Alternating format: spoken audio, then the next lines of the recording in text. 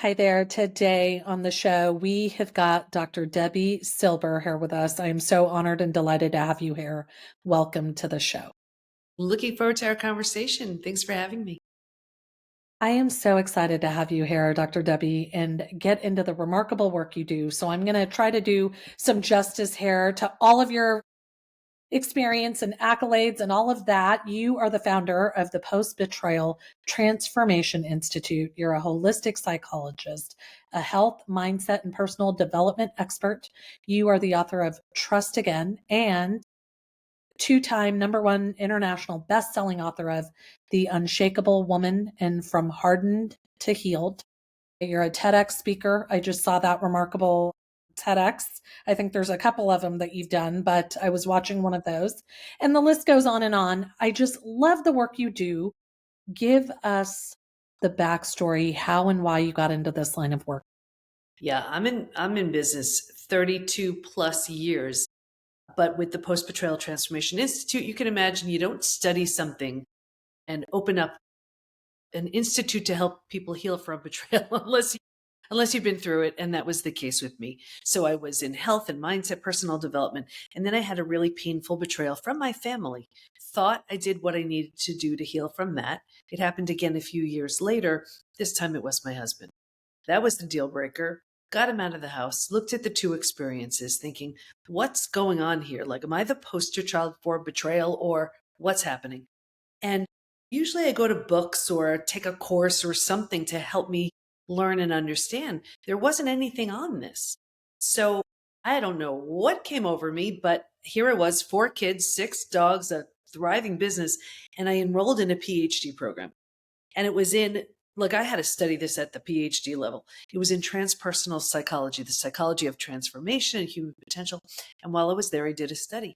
And I was just doing, honestly, just to help me heal so I could be a better mom to my kids. That study led to 3 groundbreaking discoveries, which changed my health, my family, my work, my life. And now to talk to us about those discoveries. Yeah. So the first one was I had a feeling betrayal was a different type of trauma. I'd been through death of a loved one. I'd been through disease, but I didn't want to assume it was the same for everybody. So I asked them, if you've been through other traumas besides betrayal, does it feel different for you? Unanimously, they said, oh my gosh, it's so different. Here's why. Because it feels so intentional, we take it so personally. So the entire self gets shattered. Rejection, abandonment, belonging, confidence, worthiness, trust. They're trashed. Someone you love, you grieve, you're sad, you mourn the loss. Life will never be the same. You don't necessarily question the relationship. You don't question your ability to trust. You don't question your sanity. With betrayal, you do. So that betrayal is a different type of trauma was the first discovery. So I gave that type of healing its own name, which is now called post-betrayal transformation. Because originally I was comparing it to post-traumatic growth, which I kind of look at as sort of the upside of trauma. How whatever that trauma is leaves you with a new awareness, perspective, insight you didn't have. But betrayal is, yes, you're creating this new life after your experience, but you're also rebuilding the self. So that betrayal is a different type of trauma was the first discovery. Want me to go into the second one? I do. And, I jumped right into this. I want to learn about all of these, but I want to backtrack for a moment and ask you. So, this is so remarkable because it's one thing to be betrayed, like you say, by a partner, but family, right? It seems almost more deceptive and more like a different level of betrayal. So, what was it about you that made you like, was there, I mean, did you do it to heal? Did you say, hey, I got to go learn this stuff as a form of healing? What was it? Yeah. First of all, I had to be there for my kids, my dogs, my clients. Like, it wasn't an option just to, pull the covers over my head. It wasn't an option. But I didn't know how to move through this. And I thought, if I understand the mind and I understand why people do these things, I will just kind of slowly figure it out. And it was so interesting because all I started doing was if my study participants said it worked, I did it. If they said it didn't work, I didn't. And then at the same time in my, at that time, coaching business, I started getting clients who were betrayed. And they were barely functioning, heavily medicated, or whatever it was, just to get them through the day. And so I'm such a private person, not anymore because this is how I share my message. But they would ask me, because I would share it with them on a one-on-one, and they said, "How are you doing this?" And this was before the second and the third discovery. And when I share the third one, you'll see all I did was that. And it got me through. And I was well, how do you go ahead and learn these things and move through one of the most painful of the human experiences and not share this with everybody you can, right? Because most people just stay so tragically stuck, if not for years, possibly a lifetime. The good news is you can heal from all of it. I don't even know if I answered your question, but No, you did answer my question. And, God, this idea of, like you say, people say it's stuck for a lifetime, trusting after you've been betrayed. And I find that people think they're healed, so they go back into a relationship, but they're still not healed. And then that kind of lends itself to issues in the next one where you're still not completely healed and able to just trust. yeah, classic sign of an unhealed betrayal. Repeat betrayals mean the betrayal is not healed. You have not done the work to heal. I'm not suggesting at all that it's your fault, it's your opportunity. There's a profound lesson waiting to be learned. You are lovable, worthy, and deserving. You need better boundaries in place. Whatever that issue specifically is for you, until and unless you deliberately and intentionally heal it, you will have opportunities that look like people to teach you. And so we keep getting these opportunities and we don't get it. And we're in so much pain and we're so hurt and we're so sad. We just want that pain to be over. So we go back again to that same person or someone who, it's the same thing. The faces change, but it's the same story. And it happens again. And then we're heartbroken and we're so upset and we don't get it. And then nothing's really changed. So we go back to something similar, another friend, another partner, another coworker, another boss. And it's the same thing over and over because it was never healed. And so then the healing, let's for a moment, what does that entail? Are there just certain, like a few components that each healing, I know everyone's story is different, right? But So actually the second discovery was that there's this collection of symptoms, physical, mental, and emotional, so common to betrayal, it's now known as post-betrayal syndrome. And this is one of those things, and I'm happy to share the statistics if you want to hear them. It's staggering. And most people have these symptoms, and if they don't heal, they have them for life. And we've all heard time heals all wounds. I have the proof that when it comes to betrayal, that's not true. There's a question on the quiz that says, is there anything else you'd like to share? And people write things like, my betrayal happened 35 years ago. I'm unwilling to trust. My betrayal happened 15 years ago. Feels like it happened yesterday. So we know you cannot count on time. You cannot count even on a new relationship to heal it. It will follow you around until and unless you deliberately heal it. So happy to share those stats. But to answer your question, how do you heal? It was all about the third discovery. Exciting. And what emerged was, while we can stay stuck for years, decades, a lifetime, and so many people do, if we're going to fully heal, and by fully heal, I mean those symptoms of post-betrayal syndrome that I'm happy to share after, to this completely rebuilt place of post-betrayal transformation, we're going to move through 5 proven, predictable stages. And what's even more exciting, and emotionally at every stage, and we know what we need to do in order to move from one stage to the next. Healing is entirely predictable. And everything you're talking about is where we find ourselves. The most common place to get stuck in stage 3. I'm happy to share the stages if you want to hear them.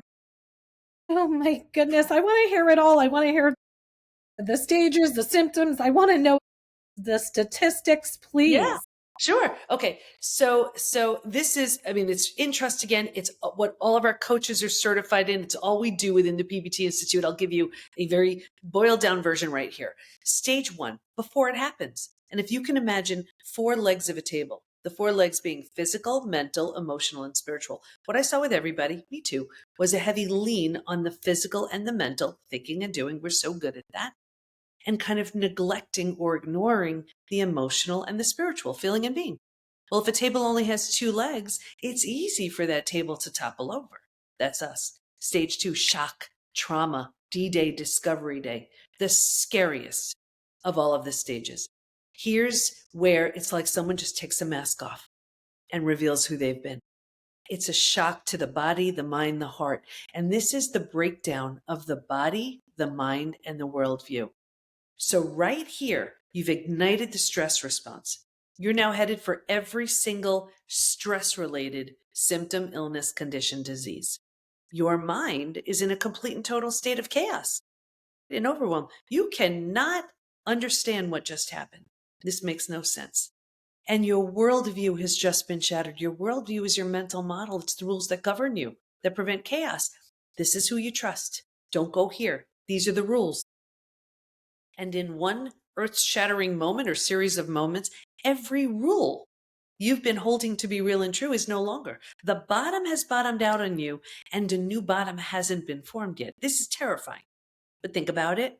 If the bottom were to bottom out on you, what would you do? You'd grab hold of anything or anyone in order to stay safe and stay alive. And that's stage 3.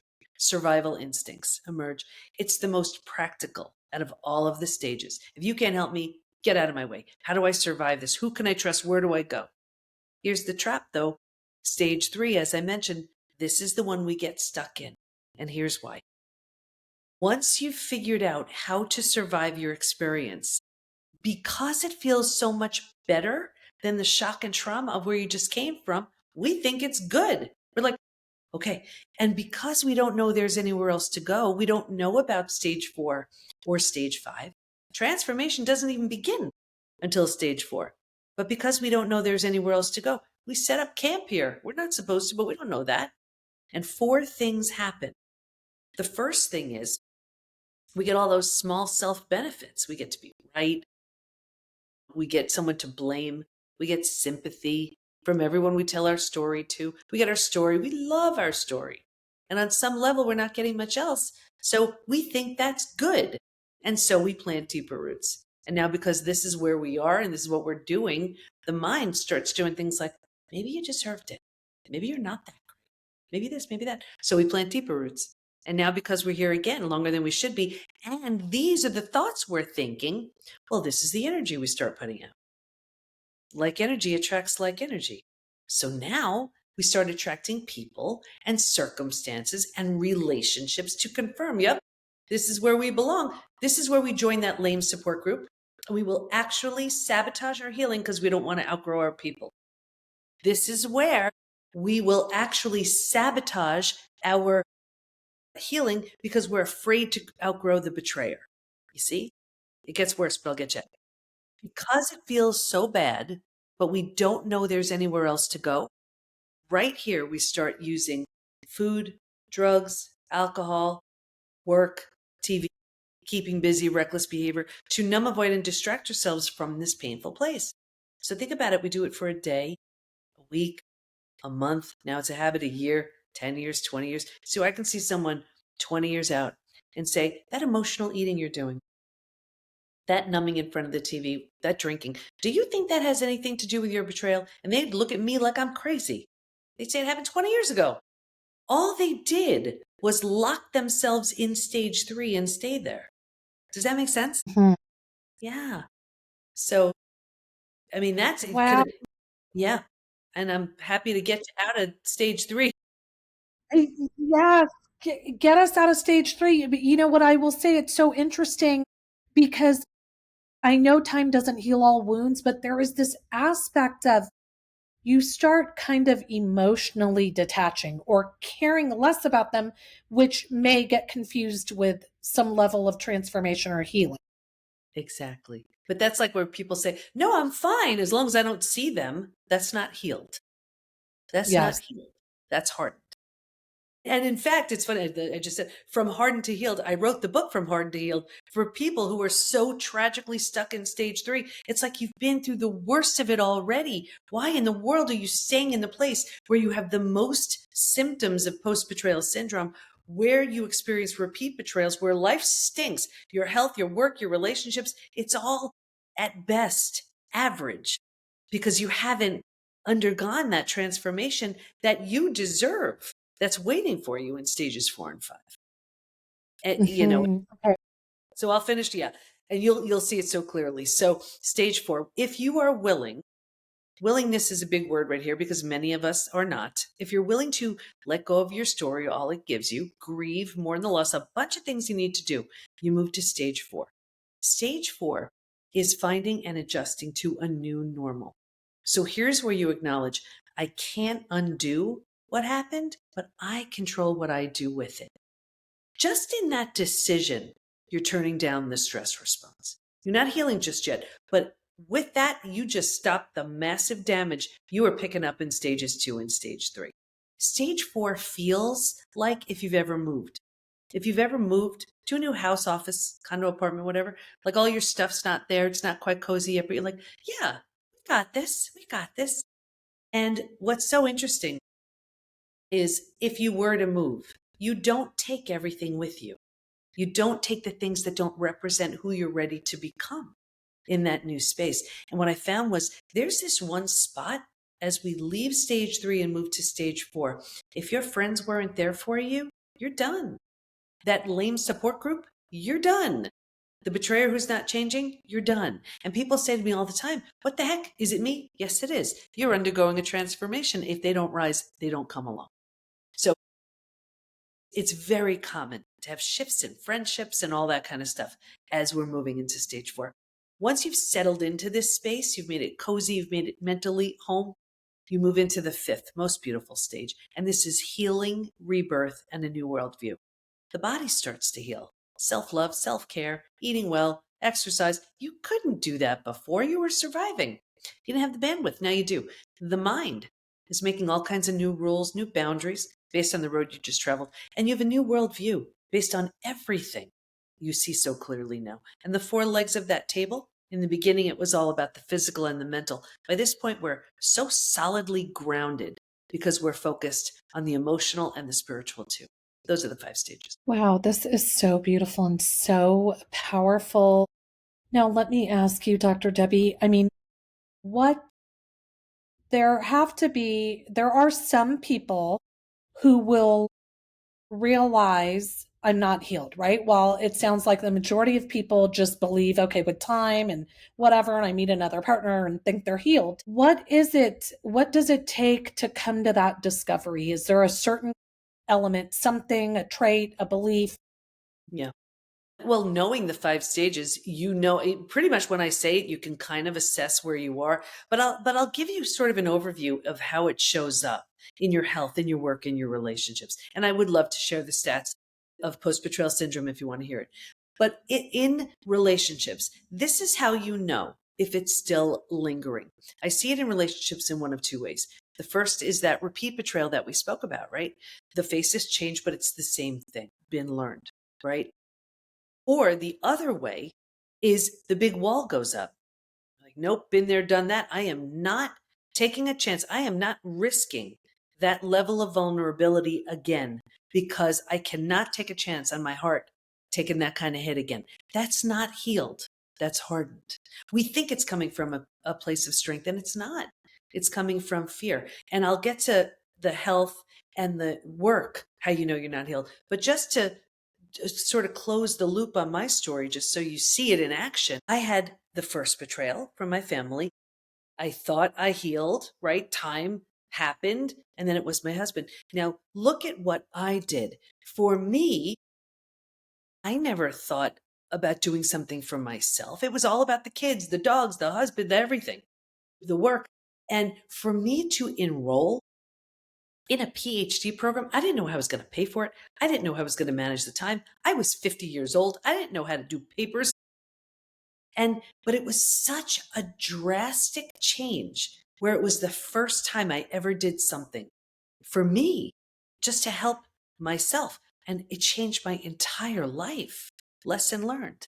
I need to be on my own to do list too, right? So until and unless that lesson is learned, and I'll tell you, as you move through the stages, you're ready for very different things. Like, for example, the PBT Institute, that was a stage 5 thing when you're stuck in your trauma.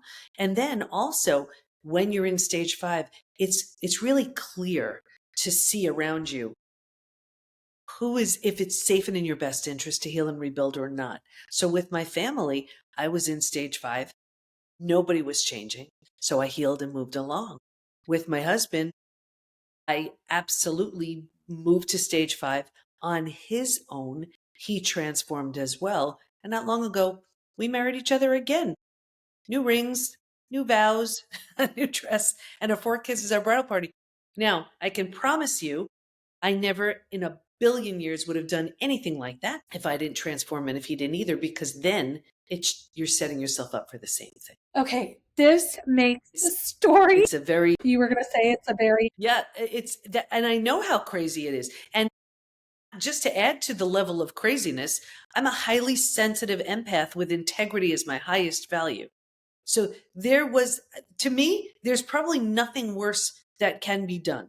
And I've been in the ICU for 11 days and I've lost loved ones. This was a full on reckoning, reckoning. But when, but then when everything crashes and burns, you can decide to grieve and mourn the loss and kick and scream and all of that. Yes. But you can also decide to use this opportunity for transformation. Like in the second TEDx talk I did, Do You Have Post Betrayal Syndrome? I talk about this. I use this analogy of a house. And I think you mentioned you saw them. So you may have seen this one. And I talk about this house. Here's the difference between, like, let's say with resilience, let's say it's an old house and the house needs a new, roof. You get a roof. That's resilience. You're bringing it back. You're restoring. Or it needs a boiler. You get a boiler. That's resilience. That's restoring. Here's trauma and transformation. A tornado comes by and levels the house, levels it. Your new roof and your new boiler isn't going to do anything, right? Now, you can cry and kick and scream and stand at the lot where your house once stood, and you have every right to mourn and grieve and cry, all of it. You can even call all your friends over and say, look at this. Isn't this the worst thing you've ever seen? They'll agree. And you can be so stuck in stage 3 where, should you choose to rebuild your house, you don't have to, but if you choose to, why would you build the same one? There's nothing there, right? Why not give it everything the old house didn't have? Whatever wasn't there in that old house, why not add that to the one you're creating and make something so beautiful and so magnificent? And that's the opportunity. When the old relationship crashes and burns, you either you build this rock solid stage 5 2.0 version of you for just your own health and well-being and happiness and future relationships. But you also have, if the other person transforms as well, an opportunity to create something that otherwise would never have been able to be birthed had that not happened. This is so remarkable. And I have to commend you, and it speaks volumes to your depth, your understanding, you embodying all that you teach. Because, like you just said, and I was going to ask you this, but you are you leveled up, which showed your husband, right? Kind of brought him up with you to transform. And then you guys could just elevate that love and what was to a whole other place. And that wasn't even the intention. I needed to heal. I mean, that was the deal breaker. It was over. And so I was just like, okay, I guess I'm a single mom now, and this is terrible. I wasn't planning on this, and here I am. Like, I had plans, like anybody, right? And do you see my hands? I will show you something with my hands. You'll never forget this. Everybody who's watching. This is what typically happens. You're in your relationship. And then you're betrayed and you're so heartbroken and you're so sad and you just keep doing this, right? The opportunity, and this is all we do within the PBT Institute, we get you to stage 3, 4, 5, period. Now, if you're so committed to this person right here, and this is why we have so many people coming into the PBT Institute with therapy, trauma, and from couples counseling, because if the only thing is to get you okay, and you're doing this, you will actually sabotage yourself because you just, you're looking just to make this work again. But you like it up here. So then you get frustrated and you're like, well, why can't this person do this? They're not either able, ready, capable, whatever. So if you are so insistent on just being with this person no matter what, this is where you sabotage your healing to meet with this person. But if you're committed to that stage 5, you do this, they may not be able, willing, capable, whatever. And then you get this sort of dynamic going on where you're like, ooh, kind of see it for who you are. Or on their own, they may be inspired by you and say, I better step up my game to meet the strength of this person, right? Or on their own, you do this. They're like, what was I thinking? I want to become someone I'm proud of. We actually have our rebuild program for the betrayers. That's exactly what they do. They do this. Now you're meeting up here at a very different relationship. Does that make sense? Hmm. Wow, this is remarkable. And tell me now, forgiveness. And because I hear this word thrown around loosely, and a lot of times people say they've forgiven, think they've forgiven, haven't really forgiven. What role does that play in a total transformation and healing? Yeah, well, it's interesting you say that because the PBT Institute actually founded National Forgiveness Day, which is celebrated yearly on September 1st now. And it's such a charged word. And this has nothing to do with rebuilding with someone because sometimes you just need to forgive yourself. Now, as the betrayed, you're saying, forgive myself. I didn't do anything. Forgive yourself for being so hard on yourself, for thinking it had anything to do with you, for not giving yourself the love, the compassion you deserve, right? We could start there. But forgiveness really is for you. The challenge is because you want to release the pain, that power, the power that pain has over you. When we look to forgiveness, it's like, fine, I'll just forgive you because we're so uncomfortable with the space we're in. It backfires every single time because there are no consequences. There is no change in behavior. We're only doing it because we don't like this new space we're in.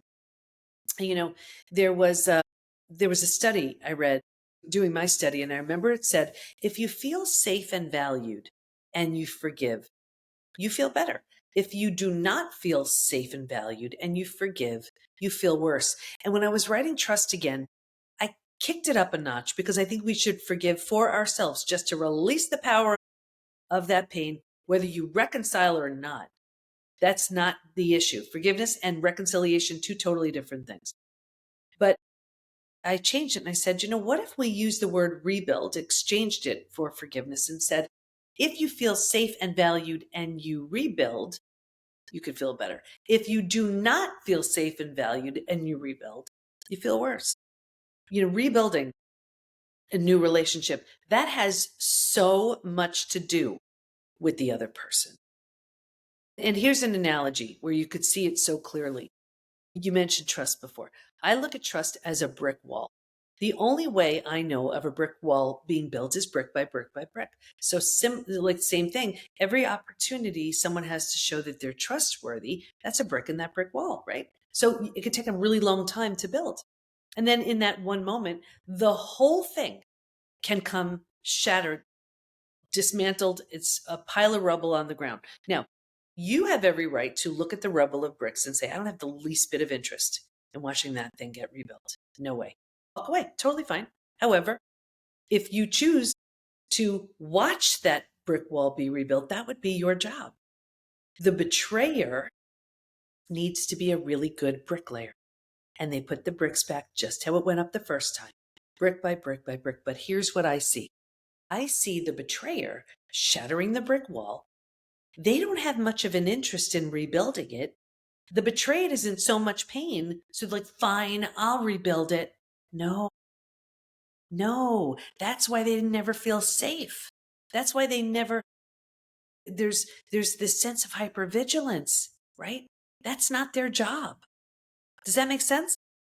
Wow, this is so remarkable. And, this idea like of trusting again, but really it's how does that work? Like, where does one begin, let alone with letting someone who's betrayed you? Because, like your situation is so different because you had to go off and do all this work to level up. And then that just invites your partner to level up, right? Because you're not going to meet them Or down not, here. or that's the Right. thing, or not. It's the kind of, and this is what makes it so scary and why so many people don't do it. They're so afraid of that complete and utter death and destruction of the old. And then they're dealing with the unknown. And we don't like the unknown. We like the safe and familiar, even if it stinks.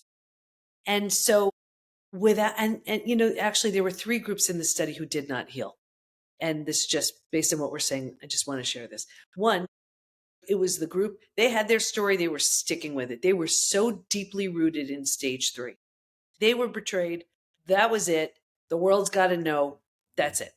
The second group, this was the group that they were numbing, avoiding, distracting. So maybe they ran to the doctor who put them on a mood stabilizer or anti-anxiety medication. They started drinking, emotionally eating, whatever it was. May have made the day a bit easier to get through, not without a price. They didn't fully feel it, so they didn't heal.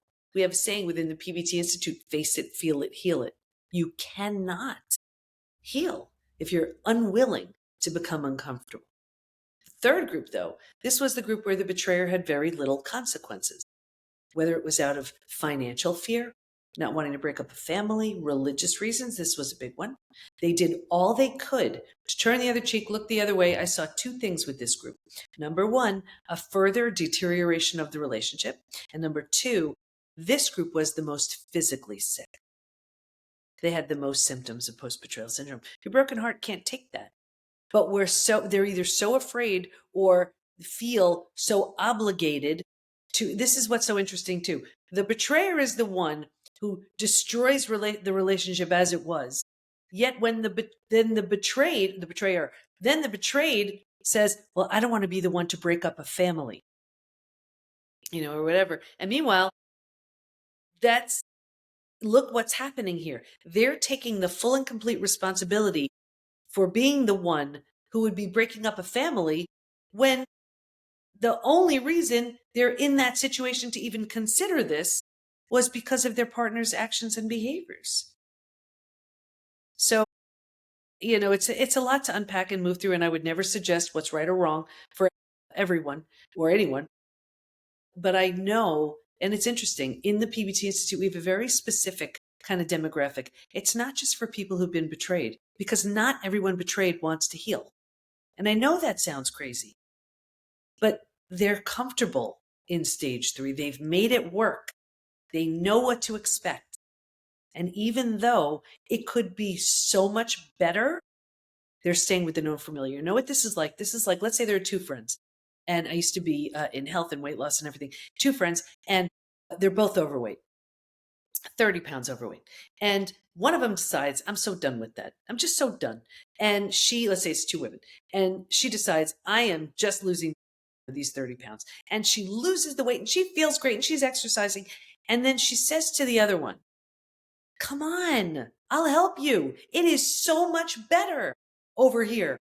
I can wear the clothes I want, not just what fits. I have energy. I feel good in my own skin. And the other one's like, it's okay. No, I'm good. And the truth is, she is okay, but she's just okay. But if she had a taste of what that felt like with the 30 pounds off, she wouldn't be okay with just being okay. And if stage 3ers had a glimpse of what stage 5 felt like, they would never spend a minute more in stage 3. So there has to be a component of self-worth, a lack of self-worth there to want to stay and enable and make it sound okay. It could be self-worth, but I think so much of it is just conditioning. It's such conditioning where, or if they don't see the light at the end of the tunnel. They can't even imagine, because especially we have so many people coming in where they're coming off of 30, 40 years of repeat betrayals. It's just that's all they've known. So they have this complete inability just to see anything else. And life has been constructed around this is the best I can hope for. So it's just a lack of an ability to see. But I can tell you, it's like we have a woman in our community, she's in her 80s, and she had a 70-plus year family betrayal. With that, she had a 70-plus year digestive issue, one of the most common things. Because of this, 2 weeks in, she healed from a 70-year-plus digestive issue. I mean, that's what happens. We don't realize what we're carrying because we're lugging around the pain of the unhealed past. And then think about this to make it even worse. That person who hurt you may not know, care, remember, they may not even be alive. And here we are going forward, years, decades, not feeling good, not looking good, not living the way we should because of what someone said or did years, if not decades ago. Dr. Debbie, can everyone, do you believe that it's possible? I know it's up to the individual, right? They have to choose it, but is it possible for everyone to heal and trust again? Not only is it possible, it's predictable. I did the study on it. It's predictable. That doesn't mean everyone's going to want to, because you're moving into uncharted territory. You're creating a version of yourself that you have yet to meet, where you are taking all the parts you love and leaving behind everything that no longer serves. It takes a tremendous amount of work. But I see people every day, all of our members, all of our coaches, that some of, at half the time they become coaches because they've moved through it and they're saying, oh my gosh, this is so amazing. I want to be a coach now and teach this. And not even that, it also keeps them doing the work, because when you've moved through, I mean, think about it. This was the person you trusted the most who proved untrustworthy. These were the people you'd run to when other people are causing harm. That's the one who's causing harm. This was the person, or these were the people who gave you a sense of safety and security. And that's the person, or those are the people, to take it away. So when you heal from something like that, you're not the same. You can't be. Everybody can do it. When I moved through the stages, remember, the stages were just being discovered. All I did was act as the guinea pig for the study. I was like, let me try it. They're saying this works. They're saying this didn't work. Let me see. And it did. And then I did something else and something else and something else. I mean, but there's a fully mapped out roadmap. So, what if, let's say there's some beautiful person out there being betrayed right now and doesn't, isn't in acceptance of it or acknowledging it, in denial, Yeah. but deep down inside knows. What if it were just a friend? Like, what advice? What would you say to that person? You know what I would say? Well, also, if they're in stage 2. So in stage 2, you see things from a stage 2 perspective. You make decisions from a stage 2 perspective. And that's why we want to get them to stage 3, so they see things from stage 3, make decisions from stage 3, just as in stage 4 and stage 5. The first thing I would say is you're not crazy, you're not alone, and you can heal from all of it. Because if you're in stage 2, that's what you're thinking. This is amazing. And again, you're part of this story. I just absolutely love this because it speaks volumes to what we're capable of. And so few people actually level up in that way, where I get that it's not about healing so you can forgive this person and take them back. Like you said, they have to meet you there. But the fact that you guys both did that and are healed and whole, I think it's so amazing. Thanks. And I'll tell you, when Trust Again came out, I sat the whole family down because I was like, the story's in there, everybody. And I thought my kids would be like, oh, come on, mom. They were so excited. They were like, you're gonna help so many people. And my biggest supporter was my husband. And that spoke volumes because think about it. If, and I see this all the time, where the betrayer is throwing the betrayed under the bus, isn't even willing to take responsibility for their actions. So the betrayed is covering for them. It happens all the time. And that's clearly someone who isn't really looking to heal or to transform because they don't even care that the person they absolutely shattered the heart and trust of is now struggling and suffering in silence. It speaks volumes. Where other betrayers, because I see them, I work with them in our rebuild program, say, I am so disgusted with who I've become. I can't believe that was me. And whether I have this golden opportunity to rebuild or not, I'm going to become someone I'm enough with that old behavior. That's beautiful. And I actually thought I'd have a problem working with them. I thought it would be too triggering or whatever. It's actually really rewarding because they have an ability to transform just as much as the betrayed. That is really so beautiful. And I love that owning, right? Owning your stuff and realizing that's really huge for so many people to face what they've done versus what someone's done to you. It's a very different type of healing that we move our betrayers through because they're dealing with intense shame as well. Like there are certain things the betrayed goes through that the betrayer doesn't, hits to their self-esteem and all of that, right? So many things. But the betrayers really move through a tremendous amount of shame and humiliation as well as everything.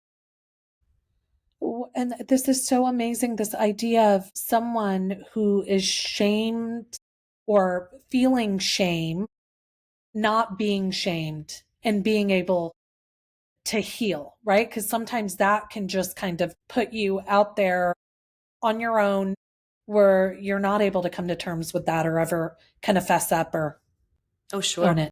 And I say that. I mean, I just had a call with our rebuild members last night, and I tell them every time it takes a special kind of person to be willing to do a program like that, to face what you've done and be willing to move through it. And it's also one of the things we include in that program is our signature program for the betrayed. And we let them know it's not an accident that it's in there. We want you to understand what betrayal does. We want you to increase your level of empathy because you have so much to learn now. And when you see it for what it is, you see the devastation it creates. You see the amount of hurt and where were you in all this? And as they heal from it and they distance themselves because of the healing they're doing, it's incredible to see. It's really common that we have the betrayer go through our rebuild program, the betrayed goes through our rebuild program, a reclaim, and they meet up. They do the same thing. They become two people who are very different. They start dating again. I was just talking on our call last night with the rebuild members. They're going to get married again as well. I mean, it's one of those things that takes a tremendous amount of work, but if you're willing, um, it could be the most beautiful thing ever. And this idea of empathy for both, because so often I have conversations with people around forgiveness or, oh, well, you don't need to forgive them and, whatever. And that empathy is lacking there where, yeah, maybe you don't, but it is a different feeling to get to a level of total forgiveness for someone who completely wronged you. And it's for your sake, not for theirs. What you open yourselves up to when you've chosen to forgive, the freedom, first of all, how you heal. If you want like the ultimate hack to your physical healing when you're moving through betrayal, I mean, forgiveness is a huge piece of it, but it's at a certain place. And that's why it's all mapped out. We have it all mapped up because if you do it too early, it's going to backfire. It's not going to work. There's too much anger. There's too much resentment. There's too much of other stuff that needs to happen first. But when you are truly ready, what it opens up for you, it's like the feeling of you've been carrying around this 500-pound boulder and you finally set it down. It's a whole different feeling. So tell us, what does this look like? A program? How long does it last? What is that process? Can you give us some of those insights? Yeah, sure. So everything is totally curated and all within the PBT Institute. So when someone comes in, our most popular program is our Reclaim program. It's only 3 months, and you can stick around monthly after that if you want. And when you come in, you have our signature program, which literally moves you through the stages. You have access to daily classes with our certified coaches. Everything is recorded if you can't catch it live. We have coaches, we have members from all over the world. Not only are all of our coaches through stage 5 and they're all certified in the 5 stages, but they're coming in with their own areas of expertise because at different stages you need different things. So let's say we have one of my favorite stage 2 coaches specializes in regulating the nervous system because your nervous system is a wreck right then. As you move through the stages, you're going to need our mindset coach. You're going to need our coach who specializes in personal development as you're moving forward. If you're going through separation and divorce, you want to meet with that coach. If you're reconciling and you want to work on that and reconciliation and forgiveness, we have a coach for that. So we have one on grief who specializes with grief. We have coaches who specialize in everything that you're going to be experiencing as you move through it. And then we have master classes with people you can't get appointments with. They just love what they're doing. They just want to support our community. I do open Q&A with the community. People see you get private sessions with any of our coaches and the right type of community where I did the research on what doesn't work. So our community is there to lift and inspire. So when you hear about it, you read about it, or you're on a call with someone who's like, I just tried this. And they're like, oh, really? How'd that work? So we're all healing and growing together. Oh, I love that. Now, Dr. Debbie, tell us, what is next for you? I know you're already up to big, huge things and making amazing impact, but another book, what is upcoming for you? Our newest initiative, we have September 1st is going to be our second round of National Forgiveness Day, but we started an entirely new division, and it's PBT Corporate. And we did that because we have so many members coming in from companies, and they're like, I'm going to lose my job. I can't hold it together. I can't function. And then I had somebody else come in and say, I can't think straight. I'm going to lose my job. Another one, I can't focus. I can't concentrate. I can't trust. I can't. So I thought, wait a second. If we have this person from this company and this person from this company, what would happen if we made the PBT Institute an option for companies? So let's say instead of some companies offer, oh, you can see a counselor. I know that counselor is not highly skilled in betrayal. The company is paying to actually keep that employee stuck. So and they're paying for their symptoms of post-betrayal syndrome.